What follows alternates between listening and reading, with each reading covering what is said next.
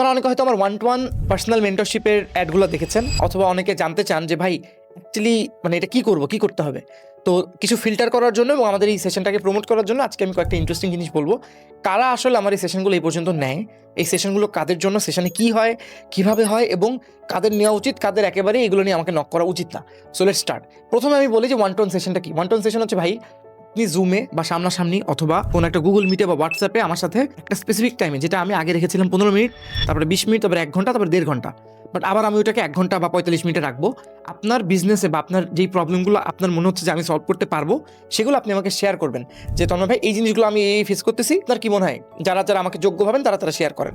So এইটা যেটা করতাম আমি অনেক আগে, মানে 2022-23 সালে যখন আমি নিকুঞ্জতে থাকতাম, আমার মনে আছে ওই টাইমে আমি এরকম অনেক করছি। মানুষজন এমন আছে সেই আপনার টঙ্গী থেকে নিকুঞ্জ আসছে, আমার সাথে বসছে, কফি খাইছে, এগুলো নিয়ে গল্প করছে। অ্যান্ড আমার মনে হলো যে আমি যে সলিউশনগুলো তাদেরকে দিই, আমার যেহেতু আমি চাকরি করতাম, স্টার্টআপে কাজ করছি, এক্সপিরিয়েন্স ছিল, ওগুলো তাদের বিজনেসে তারা কাজে লাগালে মোটামুটি ভালো রেজাল্ট পাচ্ছিল।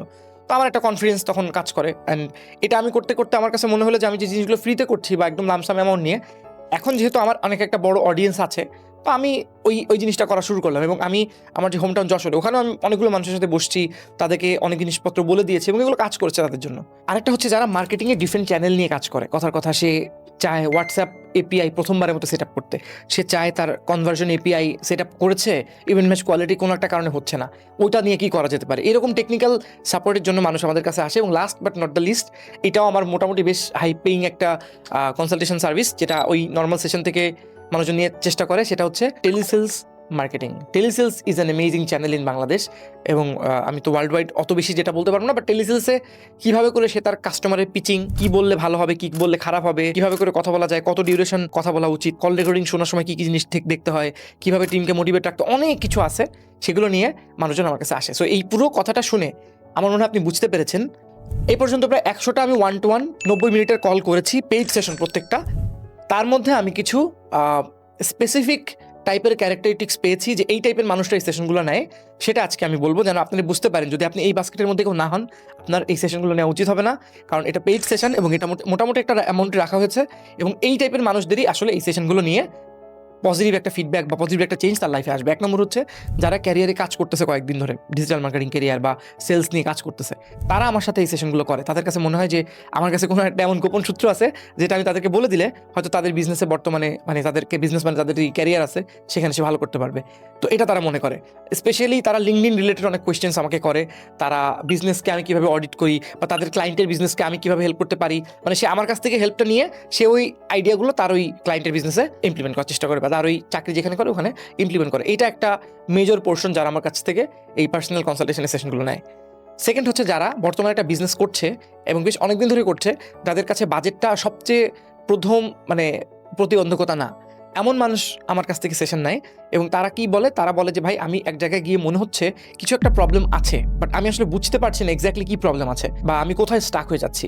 এমন মানুষ যারা থাকে তারা আমার কাছ থেকে এই কনসালটেশন সেশনগুলো নেয়। নেওয়ার পরে তাদেরকে আমি ওই স্কেল করতে হেল্প করি।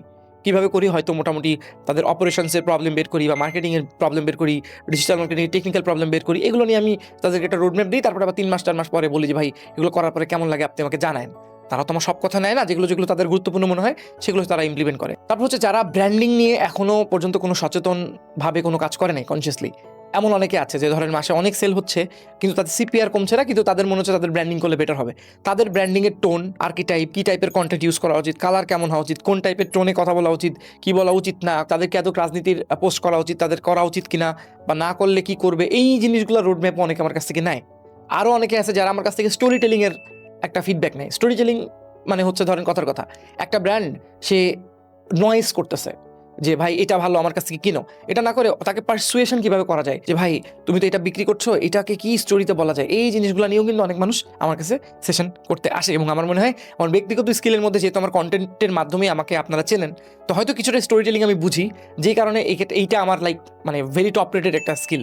এবং আমার যত সেশন আছে এই সেশনটা কিন্তু সবচেয়ে বেশি এক্সপেন্সিভ। এবং আমি আপনাকে নিজে বুঝাই দিই যে আপনি এই টাইপের করবেন, এইটা করা উচিত, এটা করা উচিত না। এবং এই স্টোরিগুলো আমি তাদেরকে লিখে দিই যে ভাই এই টাইপের বিজনেসের জন্য এই টাইপের স্টোরি ইজ ম্যান্ডেটরি।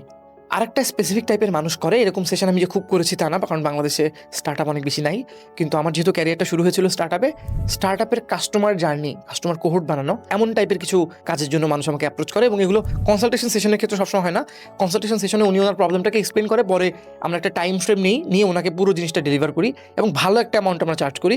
সেটা হচ্ছে কাস্টমারের কোহর্ট বানানো, যে একটা স্টার্ট আপ কতটুকু বার্ন করবে, কোন পর্যন্ত ডিসকাউন্ট দেওয়ার পরে সে ওখান থেকে প্রফিট আনবে, বা কাস্টমারের আজকে যে কিনছে তাকে কিভাবে লেভারেজ করে অনেকদিন পরেও একটা অর্ডার প্লেস করানো যায়, রিটেনশন ফানেল কেমন হওয়া উচিত, এই যে পুরো চার্টটা, এটা আমরা তাদেরকে এক্সেলে বা কথার কথা কোনোটাভাবে বানাই দিই। এবং এইটা একটা খুব ভালো স্কিল আমার মনে করি যে আমরা প্রোভাইড করি। তো কাস্টমার কোহর্ট এবং কাস্টমার জার্নিটা সাজাইতে, যে এখন তাকে আমি যে অ্যাড দেখাচ্ছি এরপরে কি করব, তারপরে তাকে কি SMS পাঠাবো, না আপনারা যে ভিডিওতে পডকাস্টে এই জিনিসগুলো বলেন এগুলো কিভাবে আমার বিজনেসের জন্য করবো, এই পুরো ফ্রেমওয়ার্কটা এবং ওটা ডেলিভারি নিতে ওইখানেও একটা মেজর পোর্শন মানুষ আমাদের এই সেশনগুলো নেয়, এবং সেই সেশনগুলো তাদের জন্য ফলপ্রসূ। থার্ড হচ্ছে, এটা খুবই সারপ্রাইজিং লাগবে আপনাদের অনেকের কাছে যাদের কাছে এই মুহূর্তে বাজেট নাই, বাট খুবই ফানি লাগলেও ইটস ট্রু।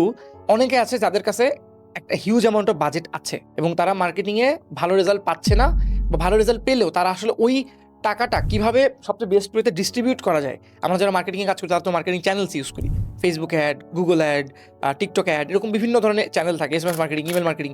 সো তারা আসে যে ভাই আমি তো 4 লাখ টাকা খরচ করে মাসে আমার 25 থেকে 30 লাখ টাকা আসতেছে আমার এই বিজনেসে, এই টাইপের বিজনেসে। আমি চাচ্ছি ভাই এই 4 লাখ টাকা আমার মনে হয় আমরা আরও বেটারভাবে ইউটিলাইজ করতে পারি। এখন তো আমরা কিছু করি না, তাহলে ফেসবুক অ্যাড দিয়ে বসে থাকি। আপনি একটু আমাদেরকে ওয়েট ডিস্ট্রিবিউশন বলে মার্কেটিংয়ের ভাষায়, ওয়েট ডিস্ট্রিবিউশন বা চ্যানেল মিক্স একটু করে দেন। এটা আমি করতে খুবই এনজয় করি, কারণ আমার এইটাই আমার কোর স্কিলের মধ্যে এটা একটা, যে আমি কোন চ্যানেলে কতটুকু এই টাইপের বিজনেসের জন্য দেওয়া উচিত এটা আমি ভালো বুঝি। সো এটা আমি করে দিই, ওটা একটা মেজর পোর্শন আছে। এবং আমার সবচেয়ে বেশি যারা রিভিউ দিয়েছে তারা এই টাইপের মানুষ, যাদের অনেক টাকা আছে এবং they are trying to utilize their budget, এবং ওই বাজেটটা প্রপার স্পেন্ড করার জন্য তারা আমার কাছে আসে। আরেকটা টাইপের স্পেসিফিক মানুষ আছে যারা হচ্ছে এক্সিস্টিং টিমকে আপগ্রেড করতে চায়। Team building is very important, right? আমার অনেক পডকাস্টে আমি এগুলো নিয়ে কথা বলেছি।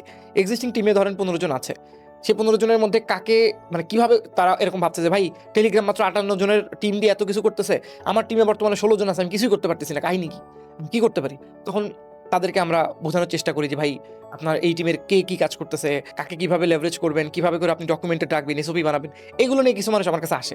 এটাই যে আমি একদম মানে অনেক পারদর্শী তা না, বাট কমার্স বিজনেস হইলে আমি তাদেরকে ওই জিনিসটাকে ডিস্ট্রিবিউট করে প্রপার টিমের একটা ওয়ার্ক ফ্লো বানাই দিই, এবং তারা কিভাবে তাদের মানে মোটিভেশন ধরে রাখবে, কখন ইনসেন্টিভ দিতে হবে, কখন ঘুরতে যাইতে হবে, কখন মান্থলি আপনার একজন বেস্ট পারফর্মারের অ্যাওয়ার্ড দিতে হবে, এগুলো নিয়ে আমরা তাদেরকে কিছু অ্যাডভাইস দিই। এবং তার মধ্যেও একটা সময় মানে টোটাল 1.5 ঘন্টার সেশনের মধ্যে ধরেন 40 মিনিট এগুলো নিয়ে কথা হলো, বাদ বাকি 25 মিনিট 30 মিনিট আবার তার মার্কেটিং নিয়ে কথাবার্তা হয়। এরকম একটা স্পেসিফিক মানুষ থাকে যারা এক্সিস্টিং টিমকে আপগ্রেড করতে চায়। বা অনেক সময় যেটা হয়, টিমের একজন জুনিয়র মার্কেটার, ও শুধুমাত্র মানে এক গাদা ক্যাম্পেইন তৈরি করে, বাট ও কোথায় কোথায় ভুল করতেছে ওইটার অডিটিং এর কাজও কিন্তু আমরা অনেক সময় করি। সো এটা একটা টাইপের পোর্শন আছে যারা আমার কাছে সেশনগুলো নেয়।